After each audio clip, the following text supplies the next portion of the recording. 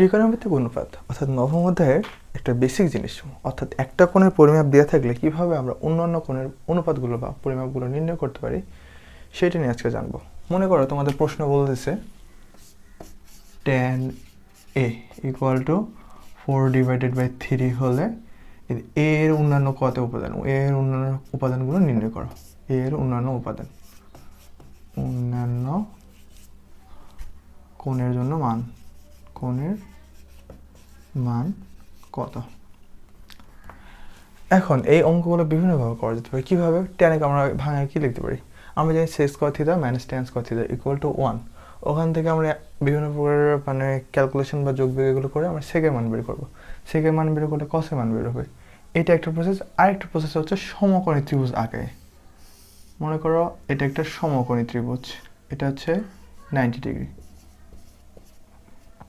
তাহলে A B C কি একটা সমকোণী ত্রিভুজ যার কোণ বি সমান সমান 90 ডিগ্রি। তাহলে এটা যদি 90 ডিগ্রি হয়, আমাদের অতিভুজ কোণটা এটা, তাহলে অতিভুজ এটা। আর এটা যদি আমাদের সূক্ষ্মকোণ হয়, সূক্ষ্মকোণ মানে কি থিতা বা এ বা যেটাই ধরো তুমি, থিতা বা এ ধরো, এটা যদি সূক্ষ্মকোণ হয় তাহলে আমরা দেখি এটা লম্ব, এটা ভূমি, তাই না? এখন আমাদের ট্যান সমান আমরা কি সূত্র জানি? ট্যান সমান আমরা জানি হচ্ছে লম্ব ডিভাইডেড বাই ভূমি।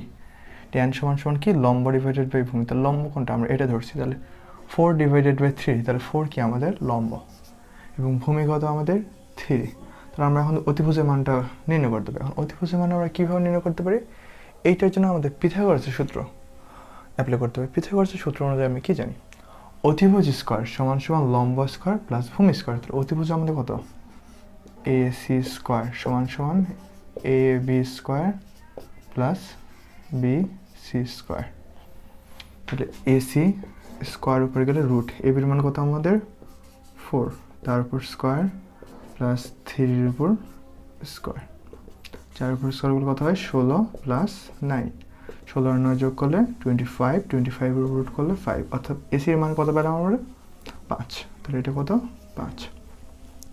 এখন একটা সমকোণী ত্রিভুজে যদি তুমি 3 বাহুর মান বের করতে পারো বা এই সমকোণ পিথাগোরাসের সূত্র অ্যাপ্লাই করে, তাহলে খুব সহজে অন্যান্য কোণের মানগুলো তুমি নির্ণয় করতে পারবে, যদি তোমার যদি সূত্র জানা থাকে। তাহলে ট্যান তো এটা দিয়ে আছে। মনে করো এখন সাইনের মান নির্ণয় করবো। সাইনের সমান সমান আমরা কি জানি? সাইনের সমান সমান লম্ব ডিভাইডেড বাই অতিভুজ। এটা কি আমাদের লম্ব আর এটা অতিভুজ। তাহলে 4/5। আবার কস এ সমান সমান আমরা কি জানি? ভূমি ডিভাইডেড বাই অতিভুজ। তাহলে 3/5। কসের পর এখন ট্যান তো দিয়ে আছে, তাহলে কট এ সমান সমান কি জানি?